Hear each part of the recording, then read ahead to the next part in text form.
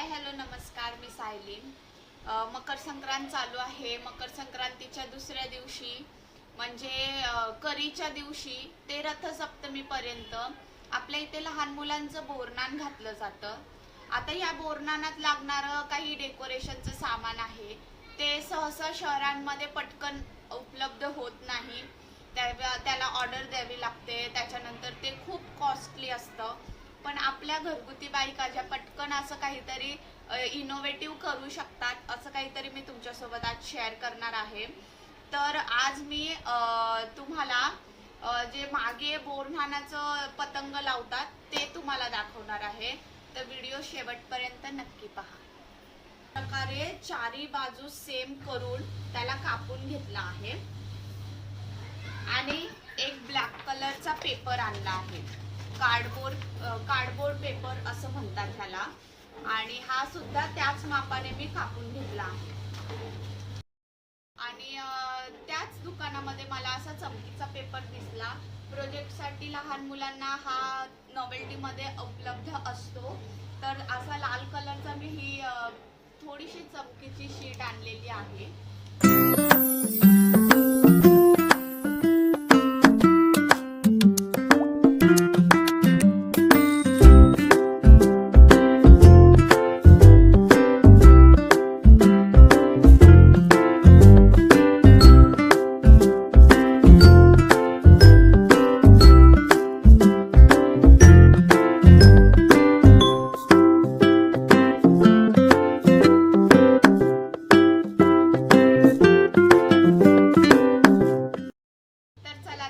मी माझ्या बाळासाठी मी बोरन्हाणाचं पतंग घरीच कसं बनवलं ते।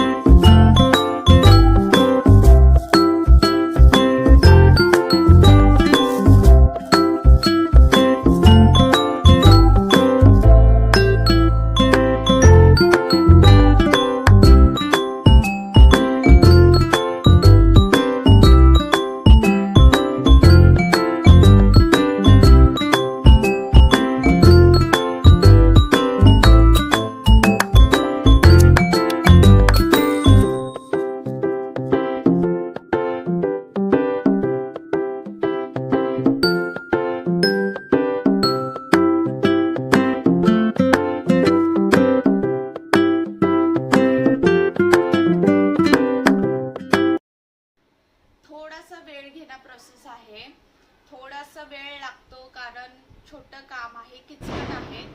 पण पूर्ण बनवून झाल्यानंतर खरंच खूप छान दिसतंय आणि असं काहीतरी ते दिसतंय अद्विकचे बोरन्हाण।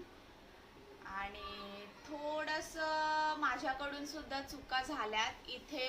मी खूप जेव्हा मी फर्स्ट टाइम पेन्सिलने लिहिलं तेव्हा थोडंसं छोट्या अक्षरात लिहिलं होतं, तर तेच मी थोडंसं मोठ्या अक्षरात लिहिलं पाहिजे होतं। थोडंसं हे निघतंय कारण ते सुकलं नव्हतं, पण मी ते परत लावून त्याला रात्रभर सुकायला ठेवेन। आणि हे असं काहीतरी दिसतंय।